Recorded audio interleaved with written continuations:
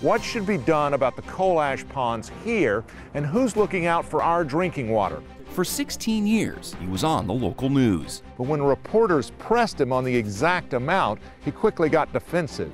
Breaking high-profile stories no one else in town had. And to be both fair and accurate, we should note that while the Department of Justice called this practice illegal, no one was charged with a crime. Bringing alleged wrongdoing to light. My name's Stuart Watson, and I was the investigative reporter at WCNC TV from 1999 until 2015.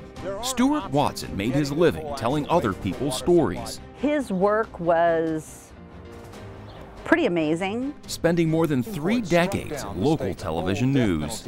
Jackson, Mississippi for 2 years, Toledo, Ohio for 2 years, Nashville, Tennessee for 7 years, Raleigh, North Carolina, WREL for 4 years, and then 16 years here. At local NBC affiliate WCNC, Stuart served as the station's investigative reporter, spending weeks to months researching, interviewing, writing, and reporting in-depth segments. I like to think we lived through the golden era of local TV news. We really did. Broadcast television, they had money. They would spend the money to really get the story. Along the way, he earned numerous accolades, winning multiple Emmy Awards, DuPonts, Murrows, and Peabodys. Accepting the Peabody Award is investigative reporter Stuart Watson from WCNC TV Charlotte. But like many industries, the media is changing, especially local television news. There are more daily newscasts, but in many cases are being done with smaller, younger, and ultimately cheaper staffs. And so I got fired.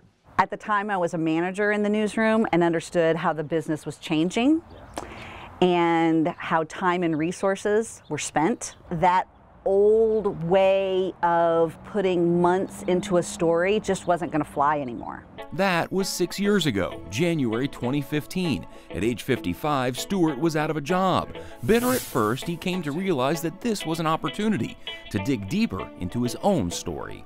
Stuart's drinking was it was not like the classic alcoholic. You would not have known. I didn't recognize it. You know you're an addict when you don't have it, it has you.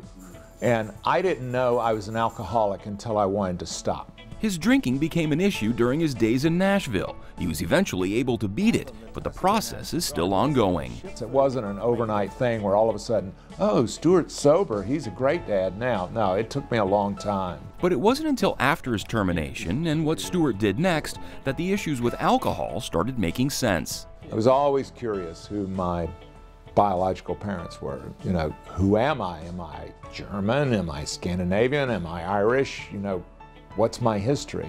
Put up for adoption the day he was born, Stuart didn't know who his birth parents were, so he put his investigative skills to work. I call it the investigation of a lifetime, my lifetime. He talked about it for a long time before he actually started doing anything about it. He discovered his biological mother was a nurse. His father studied law, but later spent time in prison, caused mostly by his own drinking. My biological father died of alcoholism.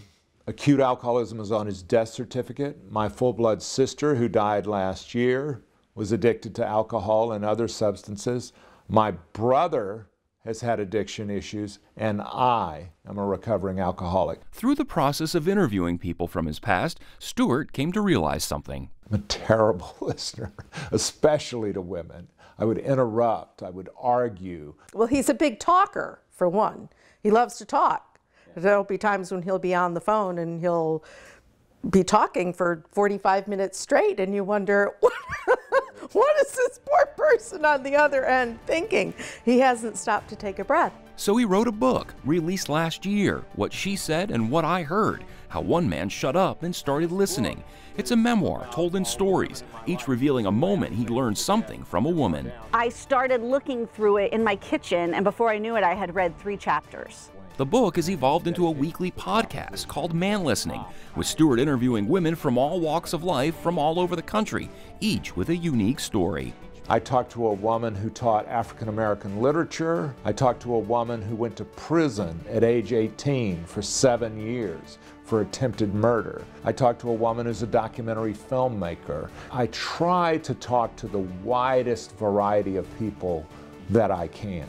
Investigative reporter, author, podcaster, while facing his own issues and the search for his birth parents.